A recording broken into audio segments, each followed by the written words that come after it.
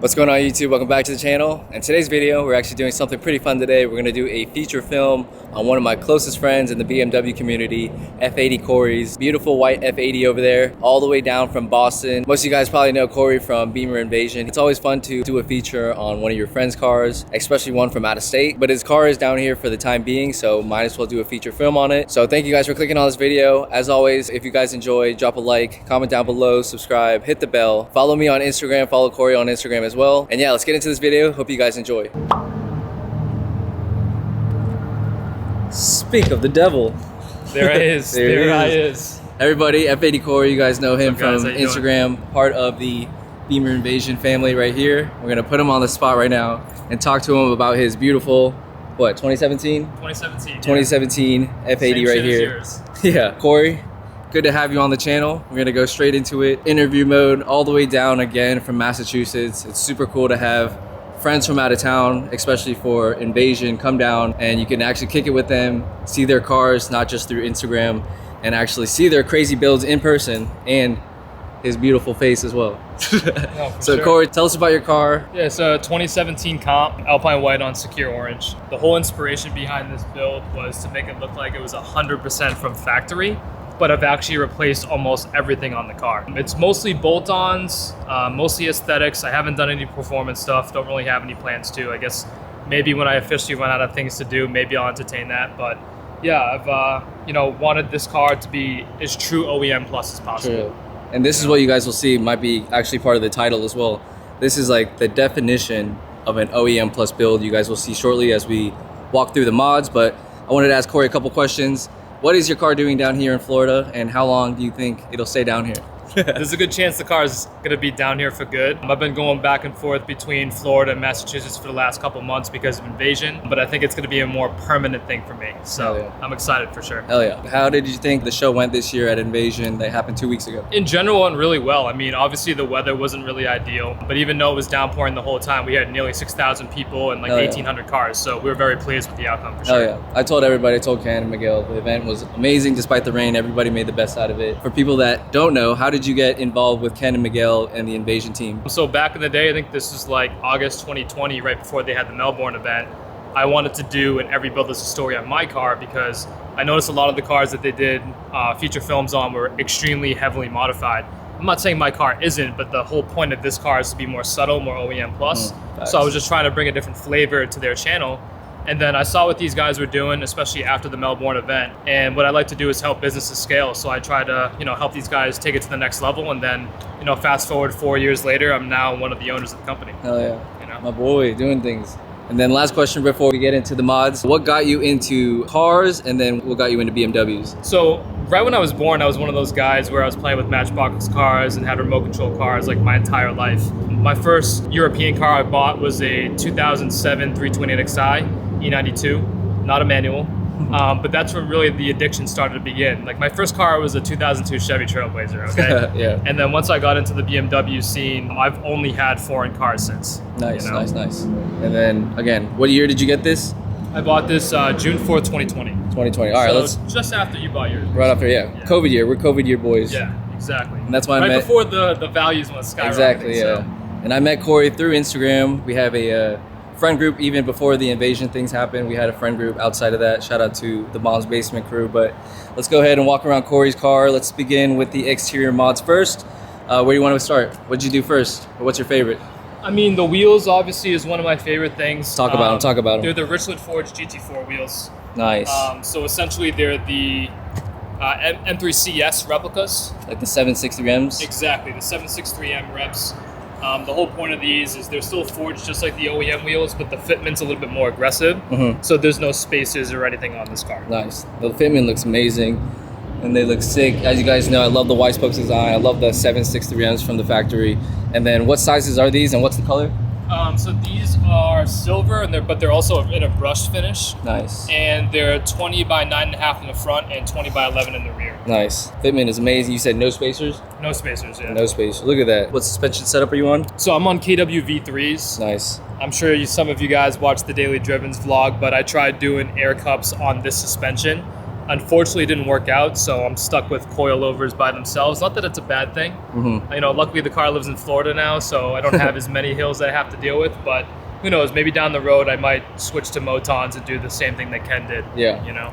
So again, air cups allow you to raise it 2-3 inches maybe? Exactly. Off the so front? I'd be able to, you know, lift it a couple more inches here. Yeah. So when you're doing steep driveways, Yeah. curbs, all that stuff, you don't have to worry about it at all. Just save that front lip. You know? Exactly, yeah. Especially the roads up there compared Yeah, to the down roads here. in Boston are crazy. Yeah. Anything in the Northeast, right? Yeah, exactly. Not the best. Yeah. I see you have what? Are these Tommy's mud flaps? Yep, I got Tommy L mud flaps. Believe it or not, Tommy L and Brian from Keys, Yep.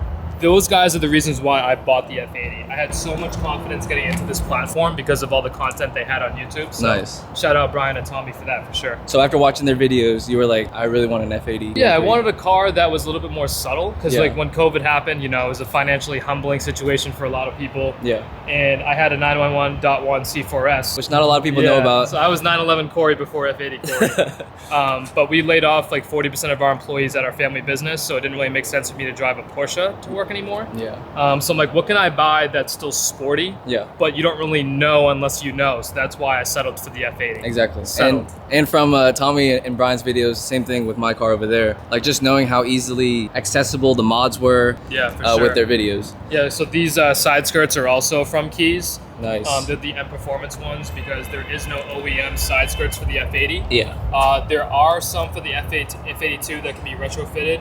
I think you can get those from IND. Yep. But I just opted to get them from Brian from Keys because, you know, like I Nice. said, he was an inspiration behind this car. So definitely want to support him whenever I can. Oh yeah, shout out to Keys Motorsports. You guys already know, one of the OGs of the godfathers of the F30 and the BMW world in general. One of the reasons why I started my YouTube channel as well. And then moving along to the rear, what do we have done in the rear? So I have the 3D design rep from RW Carbon. Nice. Yeah. And then I have the OEM CS spoiler. Nice. Because I love it. try to keep everything OEM if I can. Yeah. But obviously there really isn't an aggressive OEM splitter from factory. Yeah. And then the front lip, it is a rep as well, because that's the one thing we all know we end up breaking. So there's no reason to spend 2 G's on a lip that's just gonna get broken. Exactly. It's part of the lifestyle. It's part of the lifestyle. To be Yeah, honest, you guys know. We'll get to the exhaust in a second. The OG subscribers, you guys will know when I was actually buying my car during COVID, I actually wanted his spec. Last few mods we have in the front. What do we have up here? I have the CS hood. This is a rep from Souvenir. Nice. Shout out to Brian and Gary from Souvenir for hooking that up. I have the OEM splitters in the front, and then I have the RW Carbon M Performance lip. So Nice. I'm also part of the Souvenir family. Can't forget one of my favorite mods on my car. One of the last things that you did the icons, to update which that I file. wish I did first. Yeah. It's crazy how much more aggressive the car looks. Like, I absolutely love that. It's probably one of my favorite mods for sure. 100%. And then of course I have the laser jammers here. And then I have radar built into the bumper. So when we get into the interior, I'll show you guys the setup for that. I've said it plenty of times to people who have asked me on Instagram and in person. Icons are probably one of my favorite mods that I've done to my car. It completely updates the front end of these cars. Like, if I knew what I do now buying this car, I definitely would have bought an 18 plus just to make sure you get the headlights. Same. And I think individual colors are cool, but I love the white on red at the same time. For sure, you know? for sure. When you were looking in 2020, is this the spec that you wanted? Red on white or white on Yes, red? because again, I didn't really know like the individual color thing. Like, I knew that Porsche had PTS, but I had no idea what BMW individual really was. Yeah. Now looking back, like, I have no regrets getting the Alpine white, but it would be cool to have like a nice Individual. colorful color. Yeah. Do you You have know? any plans in the future to join the G80 squad over here? No. No? I'm sure some of you know I did order a British Racing Green G80. Yeah. I couldn't justify trading this in for that car, and I couldn't justify the payment for the car. And then I ended up selling it to a guy to New York, and then he totaled the car 8 days after delivery. No way. So yeah, rest in peace to the G80. So it definitely wasn't meant to be. That's insane. All right, moving along, let's go ahead and check out the interior, and then we can pop the engine bay and talk about what mods he has done to the engine bay and then the exhaust as well. Corey, what are you guys doing today here in Orlando? We have the E92 Giveaway car over here, and then we have Wang and Miguel are installing the Bavarian car tuning roll cage. That roll cage is strictly for show. It's not for function. So if you don't want to break the bank and spend like 4 or 5 racks on the Studio RSR one, the Bavarian car tuning one's right around $1,000, and it gives you that same aesthetic. So it's actually pretty cool. And We'll walk over there in just a little bit and give you guys an update. We have S58 Danny over here getting some behind the scenes. We have his car over there. But we'll go ahead and check out Corey's interior. He has the interior that me, Ben, and Wang painfully switched into my car. Yeah, I don't have the full leather, so if you ever sell your car, let me know. But yeah, the same inspiration for the interior. I have the Alcantara steering wheel. I changed the buttons to red for both the start-stop and the M1 and M2. I did all the Alcantara and carbon fiber goodies. For whatever reason, whoever ordered this car did not get carbon fiber trim, so my car originally had aluminum. So that was actually replaced, and one of my boys from New York sourced that part for me. But yeah, man, the whole point of this car is like it came from factory. I mean, most of these parts are OEM anyway. Yeah. You guys see the OEM armrest, the E-boot. You have the shift knob cover. Those are from Autowerke, and I wanted to keep the whole red theme going, so those are the ones I chose for that. Yeah, they look good. You see, very, very clean. Everything is quality.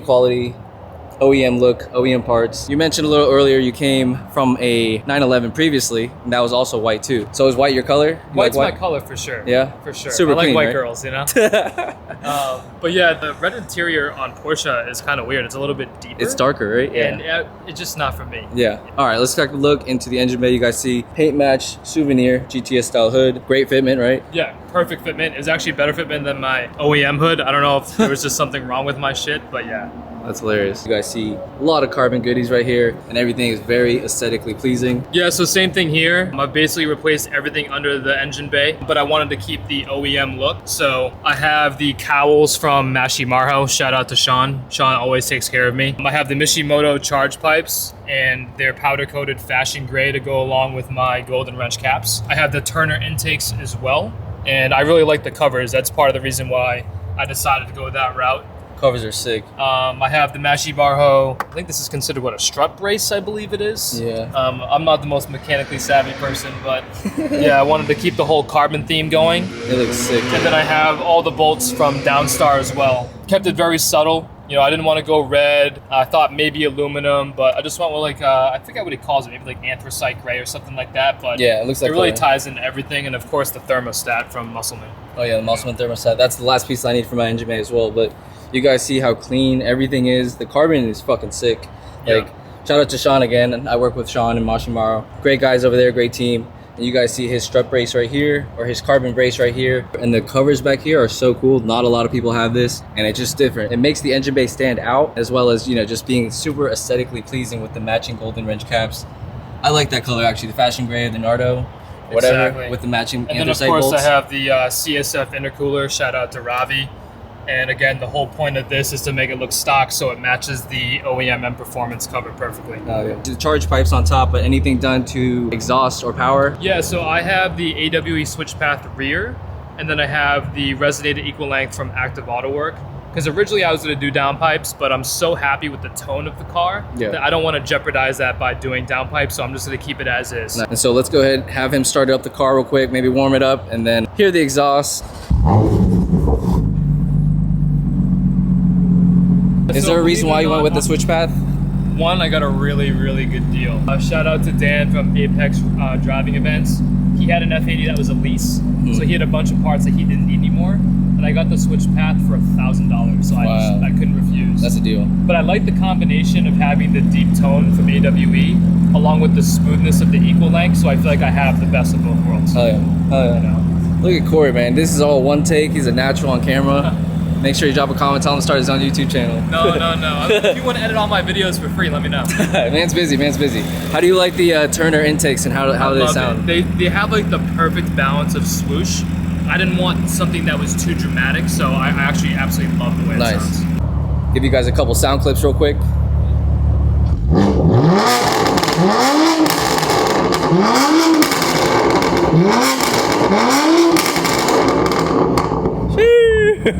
Obviously that's valves open. Let's go hear it with the valves closed.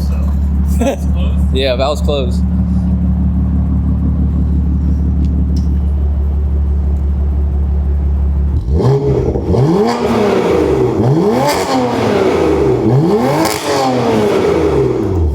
Man, even with the valves closed, that sounds nasty. I saw you have what, valve controller or something? Yeah, I have the dialer valve controller. Nice. Again, shout out to Keys. Nice. I saw the video that he did on the G80, and I knew that mine were sticking as well, and this changes everything. And then you said earlier you have one more little knob switch in your dash over here. Yeah, so this is where the laser and jammer control is. So the whole point of this install was to make it look like it came from factory. So this is the controller here, and then you have the screen here. Nice. Incognito mode. Yes. One more time for Dad, he said. I didn't hear it yet.